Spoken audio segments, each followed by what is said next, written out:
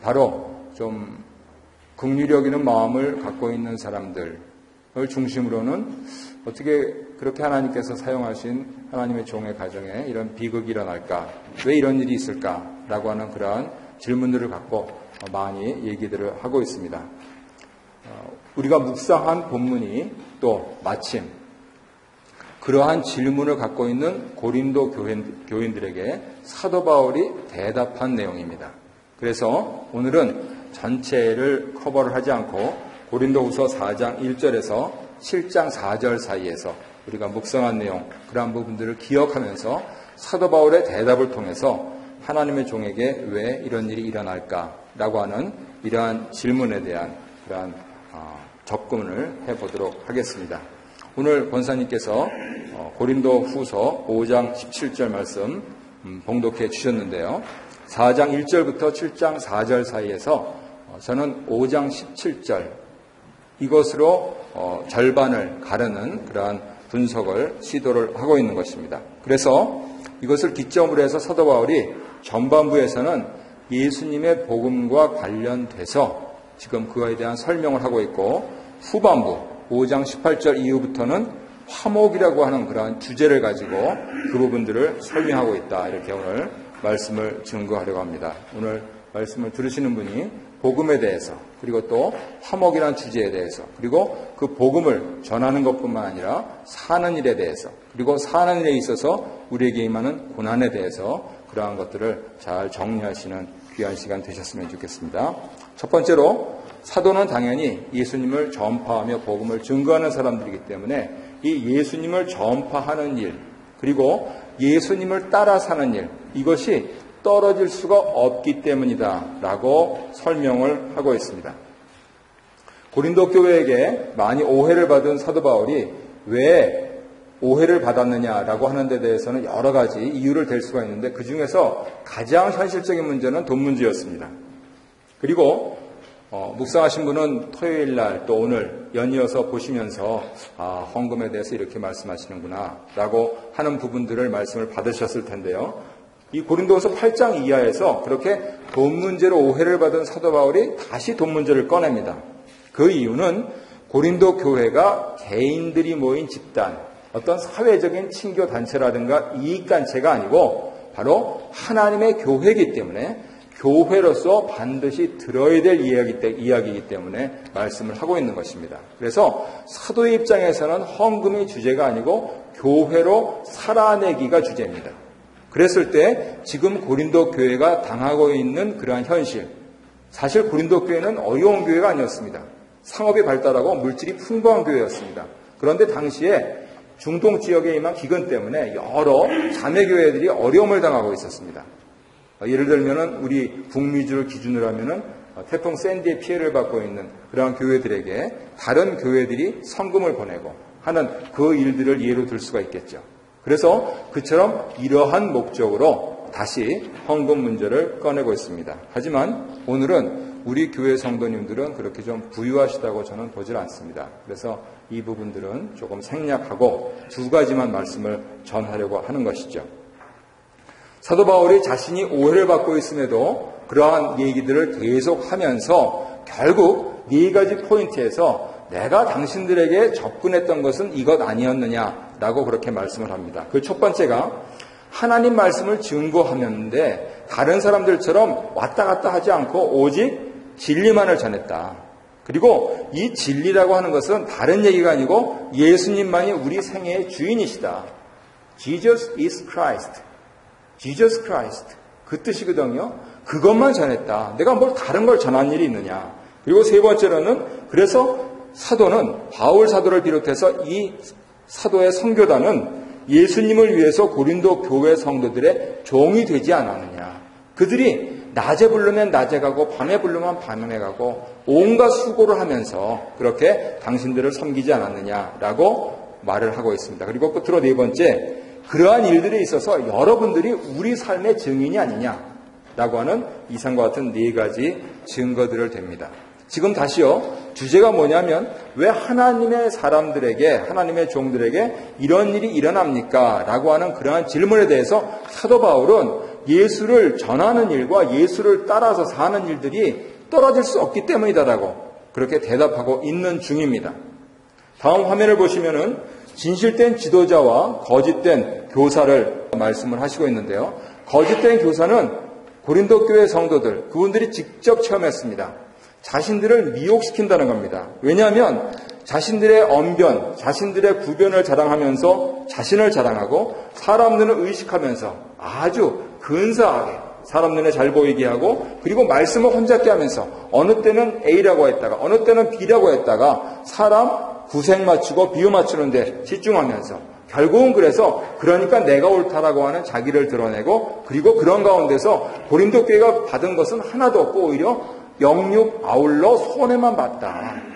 그래서 이러한 어려운 문제들이 있지 않느냐라고 말씀을 하시고 있습니다. 반면에 지금 왜 그러한 일들을 당하고 있느냐라고 하는 이러한 진실된 전도자들, 결국 하나님의 영광을 위해서 일하는 사람들은 우리는 하나님의 긍휼로밖에 일할 수가 없는 자의식을 갖고 있다는 겁니다. 왜냐하면 우리는 이러한 사역을 감당할 수 있는 자격도 없고 요건도 안 된다 그겁니다. 그래서 하나님의 긍휼로만 말씀을 전하기 때문에 다른 건 보지 않고 하나님만 의식해서 당신들이 조금 오해할 수 있는 여지도 있다 그겁니다. 당신들이 듣기 싫을 수도 있지만은 그래서 진리만 전해야 된다는 것입니다. 그래서 다른 신들도 많이 있지만은 오직 이 예수만 참신이시고 하나님이 보내신 인류의 구원자시다라고 전했다는 겁니다. 그랬을 때 당신들의 심령에 빛과 영광이 비추이지 않았느냐 하는 그것을 다시 기억하라고 합니다. 이 모든 부분들을 한 가지로 어떻게 표현하냐면 질그릇에 쌓인 보배라고 표현을 하고 있습니다. 왜 질그릇이라고 하느냐면요. 지금 왜 그런 일을 당하고 있습니까? 좀 저기 있는 사람처럼 좀 멋있게 그렇게 하지요. 라고 하는 그러한 질문에 대해서 맞다. 우리는 질그릇이다. 그래서 사방으로 우겨싸움을 당하고 답답한 일을 당하고 핍박을 받고 있고 심지어는 매도 맞아가면서 심지어는 거꾸러뜨림을 당하면서 살고 있다. 하지만 우리의 삶뿐만 아니고 우리가 전한 복음은 절대로 그렇지 않다라고 하는 것을 능력 있는 보배로 이렇게 표현하면서 우리가 사람이기 때문에 더구나 질그릇 같은 이 속에 담겨있는 이 보배를 소개를 하고 있습니다. 사방으로 우겨싸움을 당하여도 쌓이지가 않고 낙심하지 않고 버림받지 않고 망하지 않는 그러한 일들 가운데서 바로 이 보배가 드러나지 않느냐. 우리는 심지어는 숨을 쉬고 사는 사람이기 때문에 어쩌면 죽임을 당할 수도 있다. 하지만 우리가 죽더라도 우리가 담지하고 있는 이 보배는 영원토록 찬란히 빛날 것이다 라고 하는 그것을 말씀을 해 주시고 있는 것입니다. 그리고 그 일에는 우리 모두가 증인입니다. 2100년이 흐르도록 저들은 목이 잘려서 죽었지만 그들이 전한 그 복음을 하나님의 말씀 이 성경으로 듣고 오늘도 이 바쁜 와중에서 우리의 시간을 들이고 우리의 정성을 들여서 이 예배당에 나와 있는 것을 보면은 이 보배의 영광과 찬란함은 틀림없이 증명됐다는 것이죠. 그래서 사도는 이렇게 결론을 내립니다. 바로 우리들이 겪는 환난과 고생, 다시 말해서 사망과 같은 이러한 육신의 질고는 이 질그릇 속에 담긴 생명, 이 질그릇이 갖고 있는 그 보배를 드러낸다. 꺼지지 않는 신앙과 그 정신 속에서 바로 우리들이 아니고 당신들이 이 세상에는 다른 것이 있구나. 왜 그런 일을 당하느냐고 질문을 받는 사람들이 끝끝내 놓지 않고 그들이 그렇게 삶에도 불구하고 저들이 믿음과 소망과 사랑을 가지고 살 수 있는 그 무엇이 있구나 라고 하는 것을 당신들이 배우게 된다는 겁니다. 그래서 우리가 당하는 이 환난이 당신들에게 생명이 되인다 라고 하는 그것을 말씀합니다. 우리가 당하는 이 환난은 바로 이 생명을 갖고 있기 때문에 그 생명을 보존하려고 그 생명을 따라 살려고 겪는 잠시 동안에 경한 것인데 당신들은 그것을 통해서 영원한 것을 보게 된다. 왜냐하면요 고린도 교회라고 하는 데는 온갖 향락과 온갖 사치와 부귀가 넘쳐나는 곳이었습니다. 직업 여성촌이 있었고요. 그것도 그들이 여사제다 그러면서 오고 가는 선원들을 맞이하면서 온갖 문란한 짓들이 많았던 그러한 지역입니다. 돈이 넘쳐났고요. 그래서 세상 망조들 짓을 한다. 그러면 고린도가 갔다 왔느냐라고 하는 속담이 있을 정도로 그곳에 살고 있는 그 백성들에게 지금 눈에 보이는 것이 다가 아니고 당신들이 지나가도, 당신들의 자녀가 지나가도, 당신들의 손들이 다 지나갈지라도 영원히 남는 이것이 있다라고 하는 그것을 사도가 깨달아야 된다 말씀을 하시고 있는 것입니다. 그러시면서 지금 자신이 처한 상황과 또 하나님의 말씀, 이 보배를 증거하면서 사도 바울은 시편 116편 10절을 인용을 하고 있습니다. 우리 그 앞에 있는 조금 글씨가 잘더라도 5절부터 10절까지 함께 읽겠습니다. 시작. 여호와는 은혜로우시며 의로우시며 우리 하나님은 긍휼이 많으시도다. 여호와께서는 순진한 자를 지키시나니 내가 어려울 때에 나를 구원하셨도다. 내 영혼아 네 평안함으로 돌아갈지어다. 여호와께서 너를 후대하심이로다.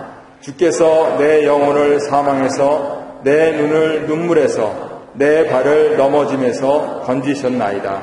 내가 생명이 있는 땅에서 여호와 앞에 행하리로다. 내가 크게 고통을 당하였다고 말할 때에도 나는 믿었도다. 아멘.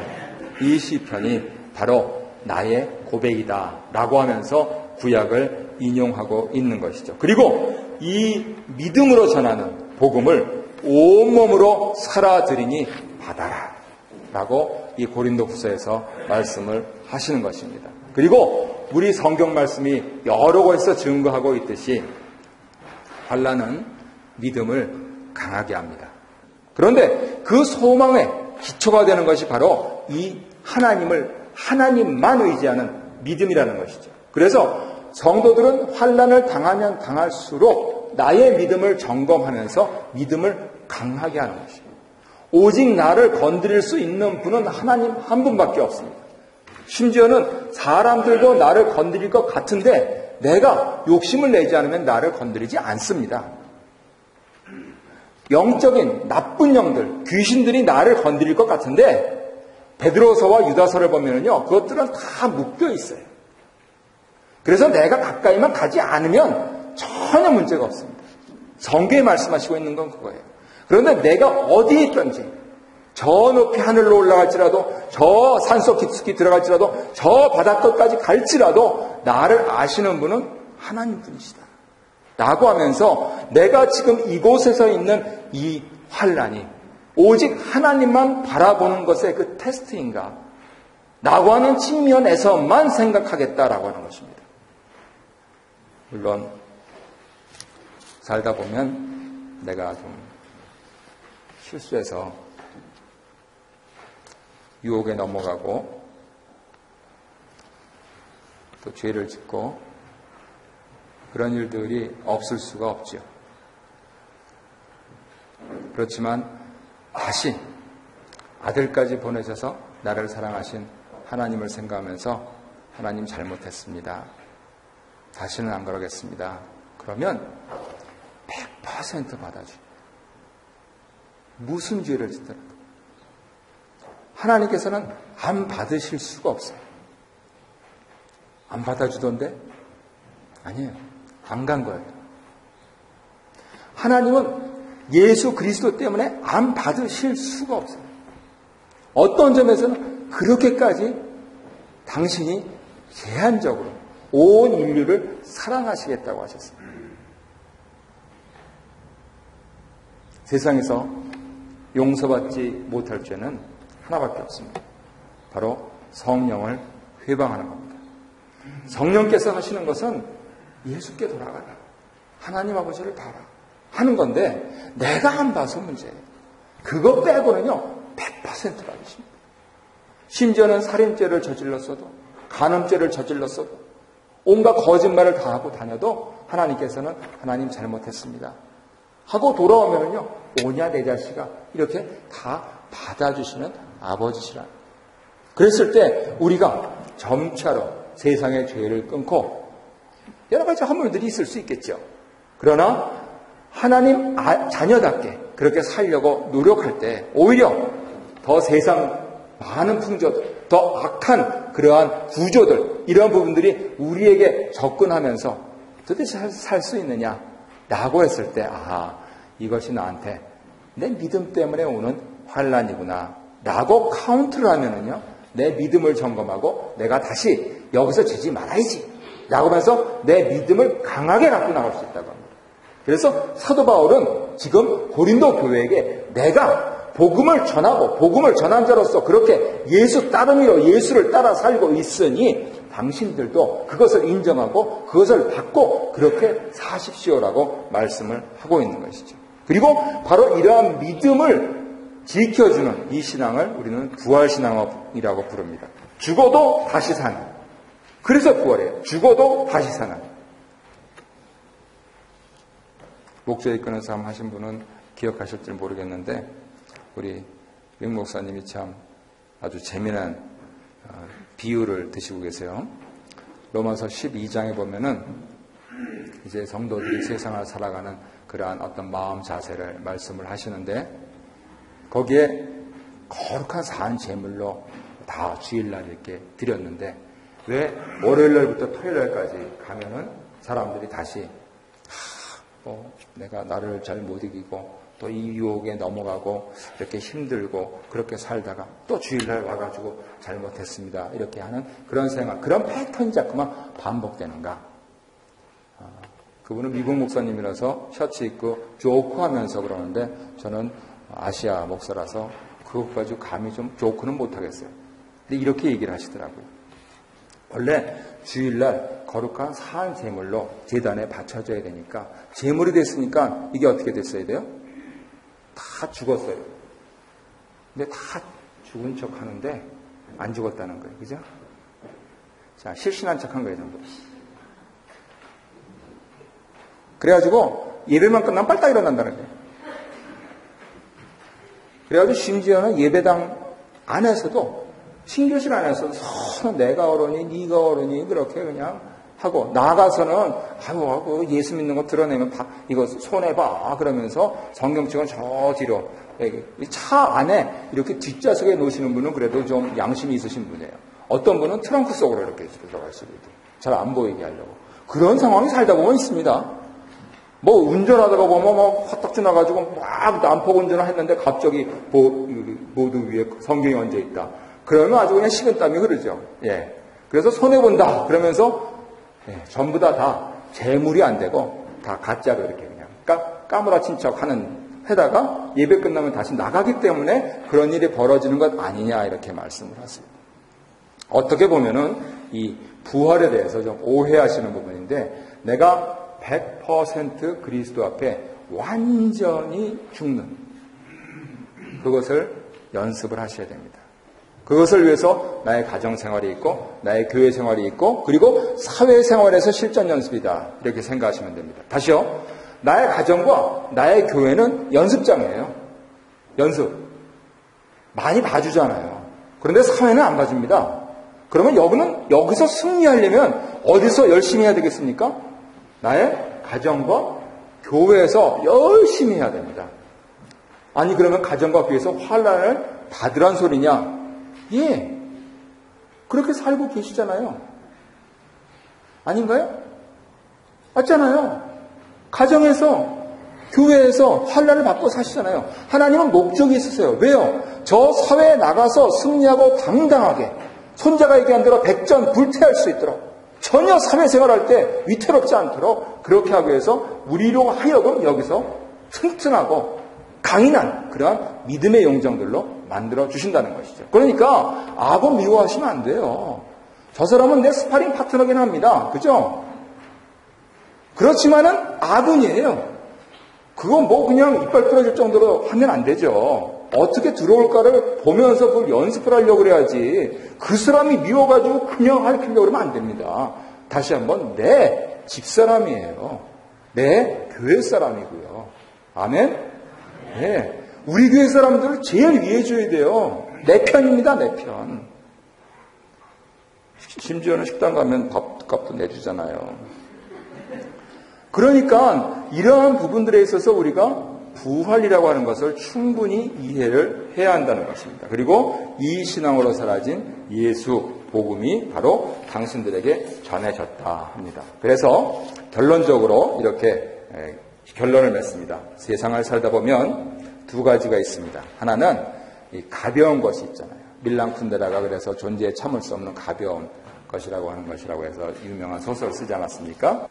반면에 이 영적이고 묵직한 것이 있어요. 그래서 이렇게 쭉 나열을 합니다.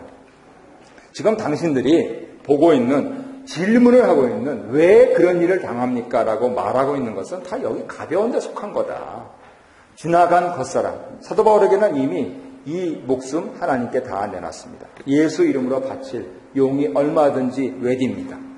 환난에 경한 것. 아이고 이게 뭐가 강합니까? 우리 예수 너무 강력하게 묘사해가지고 다 살이 찢겨지도록 맞으신 그 매, 이렇게 갈고리 친 그 매, 거기서 39배를 5번 맞았어요. 그게 뭐 경한 겁니까? 사람이 죽어 넘어가지고 죽은 줄 알고 내다버릴 정도였는데, 그런데 그런 환난이 가벼운 거라 그래요. 그리고 우리 눈엔 너무나 확실하잖아요. 저기 있는 사람은 A고 여기 있는 돈은 B잖아요. 그런데 이 보이는 것에 확실한 거, 이거 가벼운 거라 그럽니다. 여기서 현대인들이 넘어가지 못하는 것 같아요. 그리고 그리스도께서 죽으신 것, 이것을 가벼운 것이라. 아니 그게 왜 가벼워요? 인류를 위해서 죽으셨다면서요? 아니요. 당신들은 인류를 위해서 죽었다고 생각하지 않고 그리스도께서 왜 죽었느냐라고 자꾸만 질문하지 않느냐.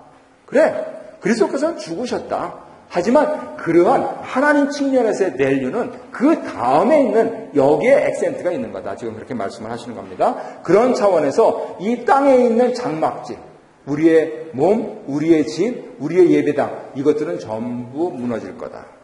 그래서 가볍다라고 합니다. 그에 반대되는, 그와 대비되는 묵직한 것이 있다는 것입니다. 지금 바로 이것이 보배요. 바로 이것 때문에 여기에 가치를 두고 여기에 밸류를 발견했기 때문에 지금 내가 당신들에게 이렇게 강변을 하고 있는 것이다라고 고린도서 4장 7장에서 말씀을 하시고 있는 것이. 그것이 무엇입니까? 우리의 새로운 속사람들.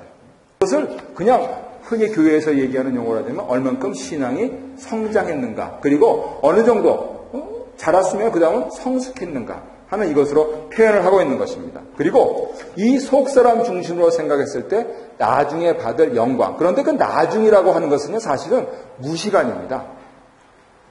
하나님께는 시간이 없잖아요. 그죠? 하나님은 어제나 오늘이나 영원토록 동일하시잖아요. 그러니까 나중에 받을 영광이라는 것이 하나님께서 지금 내 생전에 주시면 이 지상에서의 일이 돼요. 하나님께서 줄게 라고 하셨는데 내가 죽은 다음에 내 자식한테 또 내가 사랑하는 사람들한테 주시면 내 사후의 일이 됩니다. 그런 차원에서 시간 개념을 잘 가지셔야 돼요. 믿음의 선조들은 그 부분들에 혼동을 안 했어요. 현대 교회의 가벼움은 이거를 혼동하는 데 있어요. 시간의 저촉을 받지 아니하시는 하나님을 자꾸만 시간 이 속으로 끌어들이려고 합니다. 그래서 이 영광에 중요한 것. 그래서 든든한 사람들은 뭐라고 하십니까? 내 때 안 되면 다음 때 되겠지. 그렇더라도 오늘은 재미있게 멋있게 살아야지. 이렇게 말씀을 하시는 거예요. 옛날 믿음의 어른들은 그렇게 잘 말씀하셨어요. 그리고 보이지 않는 것들을 믿는다. 하나님 보이지 않고, 예수님 보이지 않고, 성령님 보이지 않고, 그 다음에 순교자들이 모인 그러한 교회 보이지 않고. 그렇지만 그 보이지 않는 것을 믿어서 내가 그 안에 들어가리라 라고 하는 것. 이게 믿음인 것이죠. 바로 이것을 보장하는 것이 그리스도께서 부활하신 그러한 사실이고요. 그래서 땅에 무너질 장막집에 대비해서 하늘의 영원한 집을 준비한다. 아무리 건강관리 하셔도요, 아무리 예측 많이 하셔도요, 아무리 많이 사놓으셔도요, 아무리 많이 지식을 쌓으셔도요, 다 두고 가셔야 됩니다. 그래서 그런 차원에서 우리가 하늘의 영원한 집이라고 하는 측면들, 내가 대놓고 아주 훌륭한 사회 봉사하는 거 아름다운 일이세요. 교회에다가 크게 봉헌하시는 거 좋은 일이십니다. 그런데 하나님께서는 그것보다는 심지어는 나의 집사람도 잘 모르지만은 내가 모르게 선행한 내용들. 불쌍한 사람들 도와주고 또 그들 위해서 기도하고 또 가서 봉사하고 아무도 모르는 그러한 일들. 그것을 최고로 치신다는 겁니다. 그래서 하늘에 집을 쌓아라. 하늘에 아파트를 평수를 들려라. 라고 하는 비유적인 표현으로 말씀을 하고 있는 것이죠. 그렇게 놓고 보면 이제 성도님들이 그래도 이해가 안 갑니다. 당신들은 지금 아프잖아. 당신들은 지금 배고프잖아. 당신들은 지금 욕먹고 있잖아. 세상에 그거 좋아할 사람이 어디 있어요.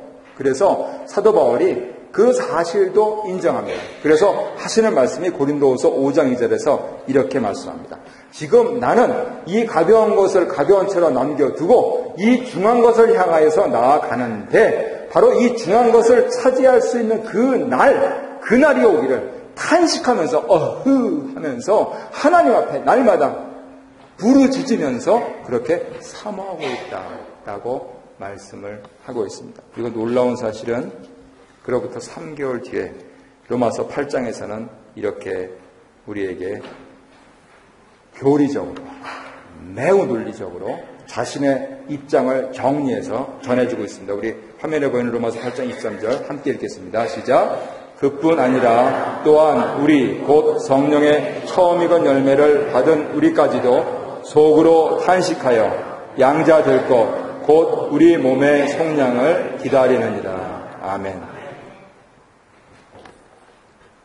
그래서 사도 바울은 결코 그리스 철학자들이 했던 것처럼 이 육신의 몸을 벗어던진다 그런 차원이 아니고 하나님께서 생명 주실 때까지 최선을 다해서 이곳에서 이제 복음이 전해졌으니 이제 그 복음을 전한 사람답게 그 복음대로 사는 그 임무를 다 완수하다가 하나님께서 주실 그 새 몸에 대한 소망을 갖고 살아간다라고 우리에게 말씀을 전해주시고 있습니다. 그리고 이렇게 이 새 몸에 대해서 소망이 있게 여기서 내가 맡겨진 바 예수 따름이로서 최선을 다해서 살아가는 이 부활 신앙자의 그러한 삶을 사는 것이 바로 위로부터 오신 성령의 역할이다. 내가 내 힘으로 그러는 게 아니다. 내가 어떻게 이 일을 감당을 하느냐. 나도 맞으면 아프지. 나도 욕하면 싫지. 하지만 위로부터 오시는 성령께서 이 새 몸에 대한 부활에 대한 신앙을 주시니까 이것까지도 견디라 하시나 보다 하시면서 오늘을 담담하게 내 주장을 하지 않고 살아간다 이렇게 말씀을 하십니다. 그래서 성령을 보증으로 주셨으니 성령이 보장하고 계시니 이제 당신들은 담담하게 승리하십시오라고 말씀을 하시고 있는 것입니다. 그래서 이 부활신앙자의 그러한 신앙의 눈으로 봤을 때 사람은 전혀 새로운 사람이 된다 하면서 권사님께서 봉독해 주신 오늘의 그러한 본문 말씀을 하고 있는 것이죠. 이것은 인류 역사상 사람에 대해서 아주 전혀 새로운 관점을 제시한 매우 철학적이고 매우 신학적이고 그리고 매우 신앙적인 그러한 고백입니다. 심지어는 사도 바울 자신도 예수님을 지가 다윗의 혈통에서 났으면 낫지 하면서 예수님 살아생전에 예수님께 한 번도 안 가봤어요.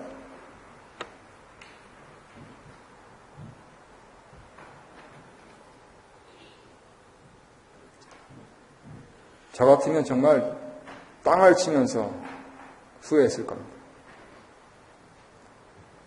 내가 그걸 놓치다. 그래서 지금 고린도후서에서 이 말씀을 하셨고 자기 생전에 안 가봤어요. 그런데 예수님께서 다메섹 도상에서 자기를 만나셨네요. 그리고 만나신 그 분을 보니까 이 새 몸을 입기 위해서 하는 이것과는 다른 이것이 나온다는 것입니다. 누구든지 새로운 피조물로서 그리스도께 다가갈 수 있다. 심지어는 나 같은 사람도 지금 이 복음을 전하며 이 복음대로 살고 있지 않느냐. 그러니 당신들처럼 고귀하고 당신들처럼 착한 일 많이 하시고 당신들처럼 세상 바르게 살고 싶어 하시는 분들은 오죽하겠느냐 하는 그 말씀을 하십니다. 나 같은 사람도 새로운 피조물로 삼아주신 하나님께서 왜 당신들을 새로운 피조물로 안 삼아주시겠느냐. 어서 오라 라고 하는 그 말씀을 고린도 교회에 해주시고 있는 것입니다. 그래서 지금 당신이 왜 그렇게 어려운 환난을 받고 있습니까? 라고 하는 질문에 대해서 이 환난을 받는 것이 내가 받고 싶어서 받는 게 아니고 이 환난이 나한테 문제가 아니고 이 환난을 이기시고 부활하신 예수를 그대들이 과연 만났느냐, 만났으면 과연 따르느냐 라고 하는 그것이 문제로다 라고 말씀을 할 수가 있는 것입니다. 두 번째는 매우 간단합니다. 지금 장황하게 여러 가지로 사실 고린도후서를 읽으면서 우리가 이해하기가 힘든 것이 사도 바울답지 않게 비논리적이에요. 왔다 갔다 하시는 것 같아요. 그런데 지금 장황하게 예수의 복음을 전하며 예수의 삶을 따르는 사람의 길에 대해서 그 자세에 대해서 그 의식과 정신과 신앙에 대해서 정리를 해놓으셨기 때문에 두 번째는 간단합니다. 그 사람들은 세상 사람들이 뭐라고 부르는 줄 아십니까? 화목하게 하는 사람들이라고 합니다. 그렇게. 왜냐하면은 우리가 개과천선에서 화목하게 된 게 아니고 근본적으로 하나님과의 관계가 그리스도 때문에 화목하게 됐기 때문에 하나님께서 우리와 화목하셨기 때문에 하나님과 도저히 화목할 수 없는 나 자신 대표적으로 스데반 집사를 돌로 쳐 죽이는데 내가 가장 법적인 책임을 지겠다라고 했던 그 전쟁에 있던 나였기 때문에 이러한 사람과 화목을 하셔서 이러한 사람을 통해서 이 복음을 하나님께서 전하라고 하셨기 때문에 나는 100% 백기를 들고 화목을 전할 수밖에 없다.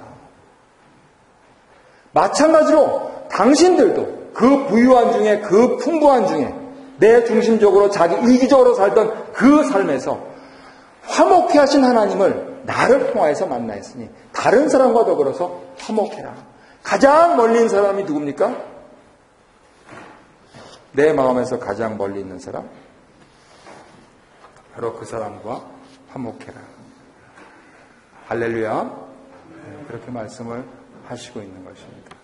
그래서 정리하자면 하나님께서 예수 그리스도를 통해서 나와 화목하셨기 때문에 형제들하고 화목하십시오. 자, 한번 이번 주 손드는 거 해보겠습니다. 내가 이번 주 살면서 무슨 일이 있더라도 내 집안 식구들하고 싸우지 않겠다. 자, 오케이. 죄송합니다. 네, 죄송합니다. 제가 외워온 거를 좀 까먹었습니다. 다 눈을 감으세요. 다. 자, 눈을 감고, 자, 손 들어보세요. 저도 한번 볼게요. 자, 내가 이번 주일날은 내 집안 식구들하고 싸우지 않겠다. 손 들어보세요. 자, 하나님 앞에서 손 들겠습니다. 손 내리십시오. 그리고 내가 이번 주 직장 가서 또 사업장에서 내 손님들 고객들하고 싸우지 않겠다. 한번 손 들어보십시오. 소리가 많이 감사합니다. 손 내리십시오. 눈 뜨십시오. 이렇게 살면은 우리는 화목하는 그러한 사람들이 될 수가 있어요. 얼마나 감사해요. 밥 해주죠. 외롭지 않게 해주죠. 나한테 돈 벌게 해주죠. 근데 왜 싸워요? 왜 싸우냐고. 그리고 우리 함께 이곳에서 있게 이렇게 해주는데 왜 싸워요? 이게 만약에 싸움과도 이겨온다. 그러면 이건 마귀짓이구나 라고 하면서 내가 이거를 믿음으로 승리해야지.